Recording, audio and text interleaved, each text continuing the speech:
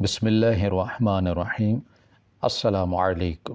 ایک دن میں اور میرا بھائی اسکول سے واپس آ رہے تھے جب ہم دونوں نے اپنے آس پاس چلتے اسکول کے بہت سے دوسرے بچوں کو دیکھا اور پھر آنکھوں میں ایک شرارتی چمک لیے ان سے الگ راستہ اختیار کرنے کا سوچا تھا کہ ہمارے دوست اچانک سے ہمیں اپنے ساتھ نہ پا کر حیران رہ جائیں۔ اسی لیے بہت چپکے سے اپنے قدموں کی رفتار کچھ دھیمی کی تھی اور پھر آہستہ آہستہ اپنے دوستوں کو معلوم ہوئے بغیر ہم دوسرے راستے پر تیز رفتاری سے گامزن ہو گئے تھے۔ ہمارے چہرے پر اپنی اس شرارت پر چمک بھی تھی۔ یہ راستہ ہمیں جلدی گھر پہنچا دیتا تھا، لیکن یہ راستہ بہت کم لوگ استعمال کیا کرتے تھے، جس کی وجہ سے یہ سنسان رہتا۔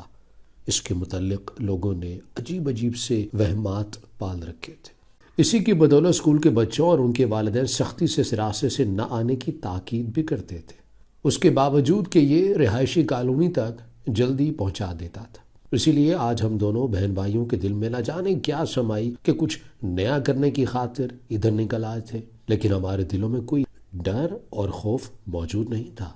اور پہلے بھی اس راستے کی طرف کبھی آنے کا اپنے دوستوں کی وجہ سے دھیان نہیں رہا تھا، کیونکہ ہم سب ہمیشہ ایک ساتھ اسکول سے واپس گھر آتے جاتے تھے۔ ویسے بھی ہمارے اسکول میں بس کچھ ہی دن بچے تھے، تو سبھی ایک دوسرے کے ساتھ کچھ نیا کرنے کے لیے تیار رہا کرتے تھے، تاکہ ہمارے یہ اسکول کے آخری دن ہمیشہ ہماری یادوں میں تازہ رہے۔ لیکن ہم دونوں ہی بہن بھائی یہ نہیں جانتے تھے کہ بے شک ہم نے آج گھر جانے کا چھوٹا راستہ چنا ہے، لیکن اس کے باوجود ہم آج جلدی گھر پہنچ نہیں پائیں گے، کیونکہ جیسے ہی ہم آگے بڑھے ہم نے دیکھا ایک فقیر ایک حسین سی لڑکی کا بازو پکڑے اسے اپنی طرف بنی ایک جھونپڑی کی طرف کھینچتا ہوا لے جا رہا ہے۔ تو ہمارے دماغ نے ہمیں بہت جلد کسی غلط بات ہونے کا اشارہ دیا، تو ہم جلدی سے اس لڑکی کی مدد کو پہنچے۔ وہ لڑکی بہت خوبصورت تھی، تو ہمیں یہی لگا کہ وہ فقیر یقیناً اس لڑکی کے ساتھ کچھ برا کرنے والا ہے، تو ہم نے آگے بڑھتے اس لڑکی کو اس فقیر سے بچایا اور فقیر کو دوبارہ ایسی حرکت سے باز رکھنے کے لیے سبق کے طور پر بہت مارا بھی تھا۔ بے شک ہم دونوں بہن بھائی عمر میں زیادہ بڑے نہیں تھے، اور میں تو تھی بھی ایک لڑکی، لیکن میرے اندر تیز تراری اور میری ساری حرکتیں تقریباً لڑکوں والی ہی تھی، اسی لیے ہم دونوں بہن بھائی اس بڑی سی عمر کے فقیر پر بھاری پڑ گئے تھے۔ مار پڑنے پر فقیر رو پڑا اور روتے ہوئے بولا کہ اس لڑکی کی مدد مت کرو، کیونکہ یہ میری بیوی ہے، ورنہ تم لوگ ساری زندگی رو پڑو گے۔ لیکن ہم نے اس فقیر کی بات پر یقین نہیں کیا اور اس لڑکی کو اپنے ساتھ گھر لے آئے۔ اس وقت ہمیں اپنی ساری شرارت اور کچھ نیا کرنے کی سوچ سب کچھ بھول چکا تھا، کیونکہ اب ہم مکمل طور کے اوپر اس لڑکی کی طرف مگن تھے، جو کہ ہمارے بار بار چپ کروانے کے باوجود بہت زیادہ روئی جا رہی تھی۔ اسی طرح کچھ وقت تو سکون سے گزر گیا، لیکن پھر آہستہ آہستہ میرے سارے بھائی پاگل ہونے لگے اور ہمارا گھر برباد ہونے لگا۔ اور پھر ایک دن میں تہجد کے وقت دعا مانگنے کے لیے اٹھی تو دیکھا کہ بھائی کے کمرے کی لائٹ روشن تھی، تو میں اس کی طرف چلی آئی، لیکن جیسے ہی میں کمرے میں داخل ہوئی تو میری جان نکل گئی، کیونکہ یہاں وہی لڑکی موجود تھی جو میں اپنے گھر میں اکلوتی بچی تھی، کیونکہ مجھ سے بڑے 5 بھائی تھے، جس کی وجہ سے میں گھر بھر کی لاڈلی تھی۔ میرے والدین کے ساتھ ساتھ اپنے بھائیوں کا بھی میں آنکھوں کا تارا تھی۔ میرے بھائی میرے لیے ساری دنیا تھے، اور مجھے کبھی ان کے علاوہ کسی اور سے دوست اور غم گسار کی ضرورت ہی پیش نہیں آئی تھی۔ اب تک کی ساری زندگی میں نے ہر کام کے لیے انہی پر انحصار کیا تھا۔ ہمیشہ اپنے آس پاس 5 بھائیوں کو دیکھتے میں تھوڑی تھوڑی ان جیسا ہی بنتی چلی گئی تھی، جس پر اماں لاکھ مجھ میں لڑکیوں والے گن لانے کی کوشش کرتی، لیکن ان سے ایسا نہیں ہو پاتا تھا، اور اس پر وہ غصے میں بابا سے شکایت بھی لگا دیتی، لیکن تب ان کا غصہ مزید بڑھ جاتا جب بابا ہمیشہ میری سائڈ پر ہی رہتے، اور ویسے بھی انہیں تو میں ہمیشہ بچی ہی لگتی تھی، تو انہیں لگتا کہ میرے لیے لڑکیوں والے کام سیکھنے کے لیے ابھی بہت وقت باقی ہے۔ میرے 4 بھائی تو مجھ سے کافی بڑے تھے، لیکن مجھ سے بڑے بھائی اور میری عمر میں زیادہ فرق نہیں تھا۔ یہی وجہ تھی کہ صرف میری وجہ سے میرے اس بھائی نے اپنا پورا 1 سال پڑھائی کو چھوڑ دیا تھا، تاکہ اگلے سال سے ہم دونوں بہن بھائی واپس ایک ہی کلاس سے شروع کر سکیں اور مجھے کبھی اکیلے پن کا احساس بھی نہ ہو۔ اب ہم دونوں بہن بھائیوں کا ارادہ کالج میں اکٹھے جانے کا تھا، جس کے لیے ہم نے ایسے کالج کا انتخاب کرنا تھا جہاں پر لڑکے لڑکیاں اکٹھے پڑھتے ہوں، جبکہ میری اماں اس بات کے خلاف تھی۔ انہوں نے تو مجھے لڑکوں کے ساتھ سے میٹرک بمشکل کرنے دیا تھا، اور اب تو ان کا کہنا تھا کہ میرے لیے بس اتنی ہی پڑھائی بہت ہے اور مجھے گھرداری پر توجہ دینی چاہیے، لیکن میں نے ان کی کسی بات پر کان نہیں دھرا، کیونکہ میرے خواب تو بہت اونچے تھے، اور آج تو اسکول کی پڑھائی مکمل ہونے پر زیادہ خوش بھی کہ اب سے ایک نئی زندگی ہماری منتظر ہوگی۔ لیکن میں یہ بالکل نہیں جانتی تھی کہ آج سے واقعی ایک نئی زندگی ہم جینے والے ہیں، لیکن وہ زندگی کسی صورت بھی میرے خوابوں خیالوں جیسی نہیں ہونے والی تھی، اور ایسی زندگی کا باعث ہماری ہی ایک چھوٹی سی غلطی بننے والی تھی۔ اسکول سے واپسی پر اپنے دوستوں سے الگ راستہ اختیار کرنے والی شرارت آج ہمیں ہمیشہ کے لیے ایک الگ ہی موڑ کی طرف لے جانے والی تھی، اور آج ہمارا سب سے پہلے گھر پہنچنے کا ارادہ ختم ہو کر ہمیں سب سے آخر میں گھر پہنچانے والا تھا۔ ہم نے جب اس راستے پر ایک فقیر کو لڑکی کو کھینچ کر اپنی کوٹری میں لے جاتے دیکھ کر اس کی مدد کی تو وہ لڑکی ہمیں کافی بدحال اور غمگین لگی تھی، جس کی وجہ سے ہم اس کے دلجوئی میں لگ گئے تھے اور پھر اسے لیے آگے بڑھے تاکہ اسے اپنے گھر لے جانے کے بعد اسے اس کے گھر والوں کو معلوم کر کے اسے وہاں پہنچا دیا جائے گا۔ لیکن اس سب میں ہمیں کافی دیر ہو چکی تھی، جس کی وجہ سے ہمارے دوستوں نے ہمیں اپنے ساتھ نہ دیکھتے ہمارے گھر والوں کو بتا دیا تھا، جس کی بدولت وہ لوگ پریشان ہوتے۔ گھر سے جلدی سے نکلتے تھے تاکہ ہمیں تلاش کیا جا سکے، لیکن جیسے ہی میرے بھائی اور والدین گھر سے نکلے ہم تقریباً گھر کے قریب پہنچ چکے تھے، اور وہ لوگ ہمیں دیکھتے دوڑتے ہوئے ہم تک پہنچے تھے۔ یہاں ایک طرف وہ ہمیں صحیح سلامت دیکھتے خوش ہوئے تھے، وہیں ہمارے ساتھ ایک نئے چہرے کو دیکھ کر حیران ہو کر ہم سے کچھ فاصلے پر رک سے گئے تھے۔ ہم بہن بھائی سب کو گھر میں آنے کا کہتے خود بھی آگے بڑھے اور اپنے ساتھ موجود لڑکی کا ہاتھ پکڑے میں گھر کی جانب چل پڑی تھی۔ سبھی اس لڑکی کے بارے میں جاننے کا تجسس رکھتے جلدی سے ہمارے پیچھے آئے تھے، تو ہم نے بھی گھر پہنچ کر مزید دیر کی بنا انہیں اپنے ساتھ موجود لڑکی کے بارے میں سب کچھ بتا دیا، جسے سنتے اماں نے کہا کہ اس لڑکی کو وہیں چھوڑ دیا جائے جہاں سے ہم لے کر آئے، جس کی وجہ یہ تھی کہ ہم دونوں بہن بھائی نے سارا واقعہ مینوان انہیں بتا دیا تھا۔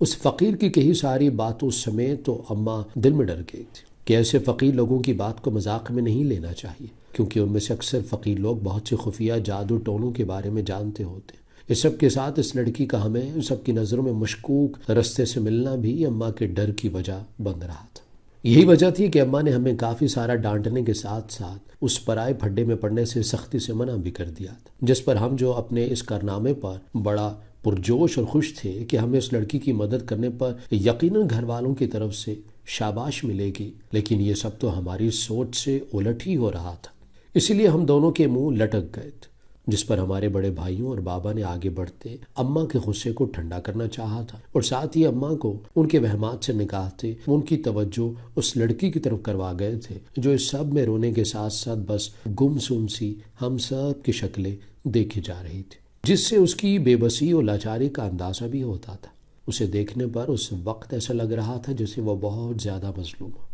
اور اب اس کی اگلی زندگی گزارنے کا دار و مدار اب ہمارے فیصلے پر ہی ہونا تھا۔ اسی لیے اس کی آنکھوں میں بیک وقت امیدی اور نا امیدی کی جھلک نظر آ رہی تھی، جس کے بعد اماں جو ابھی تھوڑی دیر پہلے کسی صورت اس لڑکی کو گھر پر رکھنے کے لیے تیار نہیں تھی، اس کی معصوم اور حسین صورت پر نظر پڑتے ہی وہ فوراً نرم پڑ گئی تھی اور آگے بڑھتے اسے تسلی دلاسا بھی دینے لگی تھی، جس پر ہم سب نے سکون کا سانس لیا تھا۔ اور اب اس لڑکی کو تھوڑی دیر کے لیے اماں کے رحم و کرم پر چھوڑتے یونیفارم بدلنے کمرے کی طرف ہم چل پڑے تھے۔ ہمارے دوبارہ واپس ان کے پاس آنے تک اماں نے اس لڑکی سے تقریباً اس کا سارا شجرہ نسب معلوم کر لیا تھا، جس کی وجہ سے اب اماں کے چہرے پر کافی تفکرات کے سائے چھائے ہوئے تھے، اور وہ لڑکی کے حالات سنتے کافی دکھی بھی معلوم ہو رہی تھی۔ اس لڑکی کا کہنا تھا کہ اس کا اس وقت اس دنیا میں کوئی بھی خون کا رشتہ موجود نہیں ہے۔ اس نے فقیروں ہی کی ایک بوسیدہ سی بستی میں آنکھ کھولی تھی، اور وہ اپنے ماں باپ کی طرح پیسے مانگنے کا ہی کام کیا کرتی تھی، لیکن اس سب میں اس کی خوبصورتی اس راہ میں رکاوٹ بننے لگی، کیونکہ لوگ اس کی غریبی کو دیکھتے کچھ پیسے دینے کے بجائے اس کے حسن کو دیکھتے اسے تنگ کرنے لگ گئے تھے، یہاں تک کہ اسے اپنے کام کی وجہ سے اپنی عزت جانے کا خوف ستانے لگا تھا۔ بے شک وہ ایک فقیرنی تھی اور اس کے آس پاس کا ماحول نہایت ہی پسماندہ تھا، لیکن اس کے باوجود وہ کافی عقل سمجھ رکھتی تھی۔ تو اس نے اس سلسلے میں اپنے ماں باپ سے بات کی تو انہوں نے آگے سے توجہ دینے کے بجائے اسے ہی سمجھایا کہ یہ سب تو ان کی زندگی میں عام سی بات ہے، تو اسے پریشان ہونے کی تو ضرورت ہی نہیں ہے۔ دراصل اس کے والدین کے لیے عزت کا چلے جانا کوئی بڑی بات ہی نہیں تھی، لیکن وہ لڑکی اس بات پر سمجھوتا کرنے کے لیے تیار نہیں تھی۔ اس نے جب کوئی راہ نہیں دیکھی تو مجبوراً گھر پر رہنا شروع کر دیا۔ اس کے کام پر نہ جانے کی وجہ سے اس کے اپنے والدین سے بہت زیادہ لڑائی جھگڑا ہوا، لیکن وہ پیچھے نہیں ہٹی، تو اس کے باپ نے ایک دن غصے میں آ کر اس کا رشتہ اپنے جیسے ایک فقیر سے طے کر دیا، جو کہ عمر میں اس لڑکی سے کافی بڑا تھا، لیکن اس کے باوجود لڑکی کے لیے یہی بات غنیمت تھی کہ وہ ایک جائز رشتے میں بندھ جائے گی، تو اسے اپنی عزت جانے کا خوف کم ہو جائے گا، کوئی تو ہوگا جو اب اس کی عزت کی حفاظت کرے گا۔ اور پھر اس طرح اس کا سادگی سے نکاح کر دیا گیا اور وہ رخصت ہو کر اپنے شوہر کے پاس آ گئے، لیکن یہاں آ کر بھی اسے ویسے ہی صورتحال کا سامنا کرنا پڑ رہا تھا، اور اس کے ساتھ ساتھ اسے اپنے شوہر کے ظلم بھی برداشت کرنے پڑ رہے تھے، کیونکہ وہ ہر چھوٹی چھوٹی بات پر اسے مارنے لگتا تھا۔ اور پھر آج کا سارا واقعہ تو ہمارے سامنے تھا۔ اس سب میں اسے ایک بڑا دکھ اپنے ماں باپ کی جانب سے بھی ملا تھا۔ اب وہ دونوں ہی اس دنیا میں نہیں رہے تھے، کچھ اس وجہ سے بھی اسے لاوارث سمجھ کر اس کا شوہر جیسا چاہتا اس کے ساتھ سلوک کرتا۔ اس نے یہ سب بتانے کے ساتھ ہچکیوں سے رونا شروع کر دیا تھا اور ہماری اماں کے سامنے ہاتھ جوڑ دیے کہ اب وہ چاہیں اس کے لیے اس کی اگلی زندگی کا فیصلہ کر سکتی، وہ کسی بات پر اف نہیں کرے گی، کیونکہ اب اس نے انہی دکھوں کے ساتھ جینا سیکھ لیا ہے۔ اس نے کہا کہ آج بھی اگر ہم بہن بھائی اس پر ظلم ہوتا نہ دیکھتے تو شاید وہ ساری زندگی یوں ہی تڑپتی ایک دن مر جاتی، لیکن آج ہماری مدد کرنے پر اسے لگا تھا کہ اس دنیا میں اچھے لوگ بھی ہیں جو بغیر کسی نفع و نقصان کے کسی کی مدد کرنے کے لیے تیار ہو جاتے ہیں۔ اس لڑکی کے آگے پیچھے کوئی نہ ہونے کی وجہ سے اماں نے نہ چاہتے ہوئے بھی یہ فیصلہ کر لیا کہ اس لڑکی کو اپنے گھر میں تب تک رہنے دیا جائے جب تک اس کا کوئی اور بندوبست نہیں ہو جاتا، اور پھر اس طرح اماں کے کہنے پر وہ ہمارے گھر میں ایک نامعلوم وقت تک کے لیے رہنے لگ گئی تھی۔ ہم اس لڑکی کی ہر طریقے سے دلجوئی کرنے کی کوشش بھی کرتے، اور پھر دیکھتے ہی دیکھتے میری اماں جو پہلے اس لڑکی کو گھر میں رہنے کی اجازت دینے کے باوجود لوگوں کی باتوں اور کچھ اس لڑکی کی خوبصورتی سے ڈرتی تھی، اب آہستہ آہستہ جیسے ہر فکر سے آزاد ہونے لگی تھی کہ وہ لڑکی جو پہلے کچھ دن ہمارے گھر میں سہمی رہتی تھی، اس کی وجہ سے جو اسے کچھ کہتا وہ بس وہیں تک عمل کرتی اور پھر دوبارہ سے ویسے ہی ایک جگہ پر چپکی بیٹھی رہتی۔ اس نے پھر بہت ہی جلد اماں کی کئی ذمہ داریوں کو اپنے ذمہ لے لیا تھا، جس سے یہ ہوا تھا کہ اماں جو ہمیشہ مجھ سے نالا رہتی کہ میں گھر کے کاموں میں ان کا ہاتھ نہیں بٹاتی اور وہ بیچاری اکثر اکیلی تھک جایا کرتی تھی، اب جیسے ان کے گھر کے کاموں سے فرصت ملنے لگی تھی تو انہیں اس لڑکی کی ہمارے گھر میں بڑھتے قیام کی مدت بھی بھولنے لگی تھی، بلکہ اب تو وہ اکثر اس لڑکی کو ڈھیروں دعائیں دینے کے ساتھ ساتھ مجھے بھی اسے کچھ سیکھنے کی تلقین کرتی رہتی۔ وہ لڑکی بہت جلد ہمارے گھر کا ایک فرد ہی بن گئی تھی، اور ہم بھی اب اسے ایسے اپنے گھر میں خوش دیکھتے مطمئن بھی ہونے لگے تھے، کیونکہ ہمیں کہیں نہ کہیں یہی لگتا تھا کہ یہ سب ہماری محنت کی ہی بدولت ممکن ہوا ہے۔ کچھ عرصے بعد جیسے ہی ہم سب اس لڑکی اور اپنے درمیان فرق کو بھولے اور اس کے گھلنے ملنے کو اچھے معنوں میں لیتے اپنی اپنی زندگی میں مشغول بھی ہونے لگے، اس کے ساتھ ہی ہم سب کا اس لڑکی پر اعتماد اور یقین بھی بہت بڑھ گیا تھا۔ میرے بھائیوں نے مل کر بابا کا چھوٹا سا کاروبار بہت بڑھا دیا تھا، وہ سب مل کر بہت محنت سے سب کچھ سنبھال رہے تھے، جس کی وجہ سے ترقی جیسے ان کے قدم چوم رہی تھی۔ گھر کے مالی حالات پہلے بھی کافی اچھے تھے، لیکن اب اس سے بھی زیادہ بہتر ہوئے، تو ہم نے اپنا پرانا محلہ چھوڑ کر ایک نئی اور بڑی کالونی میں گھر لے لیا، اور یہاں پر اماں نے اس لڑکی کو اپنی بیٹی کے طور پر ہی متعارف کروا دیا، جس کی وجہ سے اب پچھلے محلے میں شروع ہوتے ہی چامگوئیاں سے بھی ہم بچ گئے تھے۔ ہم سب شاید ایسے ہی پرسکون رہتے اور اپنی منزل کی طرف گامزن اپنے آس پاس رونما ہوتے کچھ واقعات کو معمول کی ہی طرح لیتے رہتے، لیکن ایسا نہ ہو سکا، کیونکہ ہمارا جو گھر پہلے سب کی نظروں میں خوشحال گھرانہ تھا، یہاں سب ایک دوسرے کے دکھ سکھ میں ہمیشہ ایک ساتھ کھڑے ہوتے تھے، اسی گھر کے افراد اب آہستہ آہستہ بکھرنے لگ گئے تھے۔ سب سے پہلے تو ہم پر مصیبت کی گھڑی اس وقت آئی جو میرے سب سے بڑے بھائی کی شادی کی بات چلی، جس سے ہم گھر کے سبھی لوگ بہت پرجوش تھے، کیونکہ ہمارے گھر کی پہلی شادی تھی تو اماں اور ابا بھی خوشی سے پھولے نہیں سما رہے تھے۔ گھر کی پہلی شادی ہونے کی وجہ سے ہم سب دل کھول کر اپنے اپنے ارمان نکال رہے تھے، لیکن ایک دن اچانک سے ہمارا گھر جو خوشیوں کی آماجگاہ بنا رہتا تھا وہاں صف ماتم بچھ گیا، اور کچھ ایسا ہی ہوا تھا کہ ہمیں نہ تو اس کا سبب معلوم ہو رہا تھا اور نہ ہی اس مسئلے کا کوئی حل نظر آ رہا تھا۔ ایسا لگتا تھا کہ جیسے ہم اندھے اور بہرے ہو چکے ہیں، کیونکہ یہ لگنے والا دھچکا واقعی میں ہم سب کی سوجھ بوجھ کو گوا گیا تھا۔ جس گھر سے دوسرے دن میرے بڑے بھائی کی بارات جانی تھی، وہاں سے اب میرے بھائی کا جنازہ اٹھ رہا تھا۔ جو کوئی بھی سنتا یا پھر ہمارے گھر آتا، سب کا دل ہی اس جوان مرگ پر دہل سا جاتا، اور کوئی پتھر سے پتھر دل انسان بھی اپنے آنسو روک نہیں پاتا تھا، جبکہ ہماری تو جیسے دنیا ہی اندھیر ہو گئی تھی۔ اس مشکل وقت میں ہم سب بھی ایک دوسرے کو یکسر بھول بیٹھے تھے، ہم سب کو اپنا ہی ہوش نہیں تھا، کسی کی کیا پرواہ کرتے۔ لیکن تب اس لڑکی نے آگے بڑھتے سب کو سنبھالنے کی کوشش کی تھی، اور پھر وقتی طور پر جو سب کو لگا تھا کہ زندگی اب یہیں پر رک گئی ہے، آہستہ آہستہ پھر سے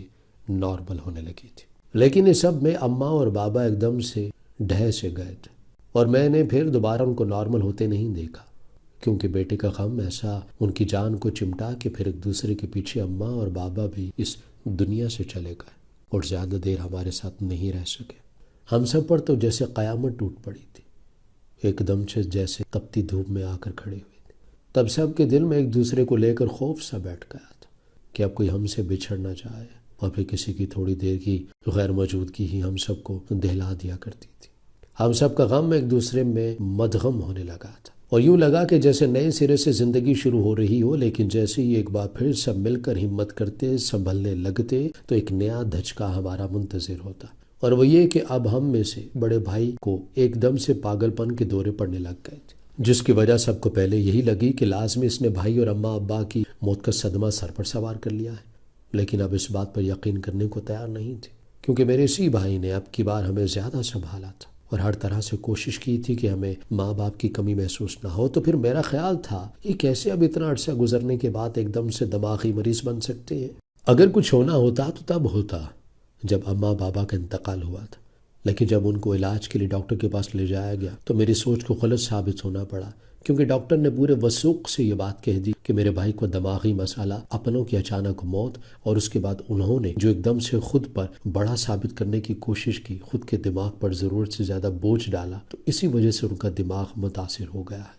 اس بات پر ہم سب کا دل ایک بار پھر سے بہت زیادہ سہم گیا کہ اب باقی بچے بھائیوں کا کیا حال ہوگا۔ اس سب سے کوئی ڈپریشن میں نہیں بھی جانا چاہتا، وہ بھی جا رہا تھا۔ سبھی خود کو ذہنی بیماری میں مبتلا سمجھنے لگ گئے تھے۔ گزرتے دنوں کے ساتھ ایک کے بعد ایک اپنے سب بھائی کو پاگل ہوتا دیکھ کر میرے خود کے حواس جواب دینے لگے تھے۔ میرا سارا گھر برباد ہو چکا تھا، میرے بھائیوں کی ساری محنت ختم ہوتی جا رہی تھی، اور میں چاہ کر بھی کچھ نہیں کر پا رہی تھی۔ تو ایک آخری سہارے کے طور پر میں نے اللہ کی بارگاہ میں دعائیں مانگنا شروع کر دی، اور میں نے 5 نمازوں کے ساتھ تہجد پڑھنا بھی شروع کر دیا کہ اب بس اللہ سے یہی امید تھی کہ وہ میرے سب بھائیوں کو تندرست کرتے اور مجھے مزید ان کے غم دیکھنے سے بچا لے۔ میں جو پہلے سب گھر والوں کی لاڈلی اور ہر پریشانی سے دور رہا کرتی تھی، اب اتنا ہی پریشانیوں میں گھر چکی تھی، اور اس مشکل وقت میں کوئی مجھے سہارا دینے والا بھی نہیں تھا، سوائے اس لڑکی کے جو میرے چھوٹے بھائی اور میری بدولت اس گھر میں آئی تھی۔ اب ہم دونوں لڑکیاں ہی اکیلے سب کچھ سنبھالنے کی کوشش میں تھی۔ میں اپنا مستقبل اور مستقبل کے سارے خواب بھلائے بس بھائیوں کی حالت بہتر کرنے کے لیے کوشاں رہا کرتی، لیکن میری اتنی محنت کے باوجود بھی کوئی بہتری نظر نہیں آتی، تو میں بھی ہمت کھونے لگتی تھی، لیکن اپنے بھائیوں کا واحد اپنا ہی سہارا سوچتے صبر شکر کے ساتھ نئی امید کے ساتھ اٹھ کھڑی ہوتی، جس پر اب میں سوچتی کہ اماں جو ہمیشہ مجھ سے نالا رہتی تھی، اب مجھے دیکھتی تو یقیناً خوشی سے پھولے نہ سماتی، لیکن جب یہ سوچ میرے دماغ میں آتی کہ وہ اپنے بیٹوں کو اس حال میں دیکھتی تو لازماً اپنے حواس کھو بیٹھتی۔ ایک رات میں اپنے معمول کے مطابق تہجد پڑھنے کے لیے اٹھی تو میرے دل میں نہ جانے کیا آئی کہ میں جائے نماز اٹھا کر کمرے سے باہر چلی آئی۔ آج تو ساری رات ہی نیند نہیں آ پائی تھی، کیونکہ ساری رات ہی میں بھائیوں کے کمرے میں چکر لگاتی، ان کو دیکھتی رہتی، ان کو کسی چیز کی ضرورت نہ ہو، اور پھر گھر میں موجود لڑکی تہجد سے کچھ دیر پہلے زبردستی مجھے تھوڑی دیر کے لیے سونے بھیجتی تھی، اور پھر وہ میری جگہ جاگتی، اور میں اس کے لیے اس کی بہت مشکور بھی تھی۔ لیکن آج نیند میری آنکھوں سے کوسوں دور تھی، تو میں شاید وقت سے پہلے کچھ ہی اٹھ گئی تھی، اور جب باہر آتے ایک نظر اپنے بھائیوں کے کمرے کی طرف دوڑائی تو دیکھا کہ ایک بھائی کے کمرے کی لائٹ جل رہی ہے، جبکہ رات کو ان کے کمرے میں ہمیشہ ڈم لائٹ ہوتی تھی۔ تو اس وقت تیز روشنی کا سوچتے میں جلدی سے ان کے کمرے کی طرف بڑھی تھی، لیکن جیسے ہی میں کمرے میں داخل ہوئی تو میری جان نکل گئی کہ وہی لڑکی میرے بھائی کے بیڈ کے چاروں جانب چکر کاٹتے کچھ پڑ رہی تھی۔ لیکن جیسے ہی مجھے دیکھا تو اس لڑکی کا رنگ اڑ گیا اور وہ بہت زیادہ ڈر گئی، لیکن یہ بس کچھ پل کے لیے ہوا تھا۔ میں نے حیرانگی سے اس کی طرف دیکھتے ہوئے پوچھا، وہ یہ کیا کر رہی تھی؟ ہمارے ساتھ اتنا کچھ برا ہو چکا تھا، اب تو کسی پر بھروسہ نہیں رہا تھا۔ اور وہ میری بات سنتے جلدی سے اپنے تاثرات نارمل کرتی مجھ سے بولی کہ وہ کچھ ورد کر رہی تھی، جس سے میرے بھائی کے ٹھیک ہونے کے امکان ہے۔ اس کی بات پر مجھے چاہ کر بھی یقین نہیں آ پایا تھا، اور میرے دل میں کچھ ٹھٹک سا گیا تھا۔ اور پھر اس دن میں نے وہی بھائی کے کمرے میں تہجد پڑھتے دعا مانگی، اور اس دن سے میں نے اس لڑکی پر نگاہ رکھنا شروع کر دی، لیکن میں نے خود کو اس لڑکی کے سامنے پہلے جیسا ہی رکھا تھا تاکہ وہ جان نہ جائے کہ میں اس پر شک کر رہی۔ میرے دل میں تھا کہ کیا پتا میں خواہ مخواہ اس پر شک کرنے لگی، لیکن پھر یہ سوچا کہ اس پر نظر رکھنے سے مجھے پتہ چل جائے گا کہ میں غلط ہوں یا پھر وہ لڑکی، کیونکہ اس لڑکی کو قرآن پاک اور اس کی تعلیمات کے بارے میں زیادہ پتہ نہیں تھا، کیونکہ مجھے اچھے سے یاد تھا اماں کی بہت زیادہ سمجھانے کے باوجود وہ لڑکی قرآن پاک نہیں پڑھ رہی تھی، اور ویسے بھی وہ پڑھی لکھی نہیں تھی، نماز پڑھنا بھی وہ کچھ خاص نہیں جانتی تھی، کیونکہ جہاں سے اس کا تعلق تھا وہاں کسی قسم کی بھی پڑھائی کا کوئی امکان نہیں تھا، اور ہمارے پاس آ کر بھی ہمارے چاہنے کے باوجود وہ اس طرف متوجہ نہیں ہوئی، کیونکہ اس معاملے میں اس کا رویہ بہت سرد سا ہوتا تھا۔ اس کے بعد میرا سارا شک یقین میں بدلتا چلا گیا، اور مجھ پر کچھ ایسا انکشاف ہوا کہ وہ لڑکی تو مسلمان بھی نہیں تھی، اور وہ پتہ نہیں میرے بھائیوں کے ساتھ کیا کرتی پھر رہی تھی کہ میرے بھائیوں کی حالت تشویشناک ہوتی جا رہی تھی۔ اس بات کا ادراک ہوتے ہی میں نے اس لڑکی کو گھر سے نکالنے کا سوچا، تو آگے سے اس لڑکی نے اب کھل کر میرے سامنے آنا بہتر سمجھا تھا، اور میں اس لڑکی کے منہ سے اس کی ساری حقیقت اور یہ جان کر غصے سے پاگل ہو گئی تھی کہ اس لڑکی نے میرا سارا گھر اجاڑ دیا تھا۔ وہ یہاں دولت کی لالچ میں آئی تھی، اور وہ اپنے شوہر سے ویسے بھی چھٹکارا چاہتی تھی، کیونکہ اس نے اپنے شوہر سے اپنے من پسند کچھ ایسے عمل سیکھ لیے تھے جس سے وہ اپنی من مرضی کا بدلاؤ کر سکتی تھی۔ اس کا شوہر کسی خفیہ کالے جادو ٹونوں کے بارے میں جانتا تھا، جن کے بارے میں جانکاری لے کر اس لڑکی نے باقاعدہ منصوبہ بندی کرنا شروع کر دی۔ اس لڑکی نے اپنے شوہر کو چھوڑا تھا، اور وسیلہ ہم بنے تھے۔ اس لڑکی کو عذاب کی طرح اپنے گھر لے آئے تھے، اور یہاں آ کر اسے ہمارے گھر کا سکون اور بڑھتی دولت نے یہیں پر ہمیشہ کے لیے ڈیرا جمانے کا سوچا، اور جس کے بعد اس نے آہستہ آہستہ اپنی راہ میں موجود رکاوٹوں کو ہٹاتے اس گھر پر مکمل خود مختاری حاصل کر لی۔ اور اب اپنی اصلیت سامنے آنے پر اس نے شرط رکھی تھی کہ میرے پاس جو کچھ بھی ہے سب کچھ اس کے حوالے کر دوں، نہیں تو میرے بھائی کبھی بھی ٹھیک نہیں ہوں گے۔ میرا دل کر رہا تھا کہ میں اس لڑکی کی جان لے لوں جو اتنی گھٹیا نکلی تھی، اور خود پر بھی غصہ آنے لگا کہ میں ہی اسے گھر میں لانے کا باعث بنی تھی، اور اپنے ہاتھوں اپنا گھر بکھیر چکی تھی۔ میں نے خود پر ضبط کرتے سب کچھ اس کے حوالے کیا، ویسے بھی سب کچھ پہلے ہی اس کے ہاتھ میں تھا، اور میں پھر خالی ہاتھ لیے اپنے بھائیوں کو لے کر واپس پرانے محلے کے گھر میں لوٹ آئی تھی، اور پھر یہاں آ کر ایک نئی زندگی شروع ہوئی،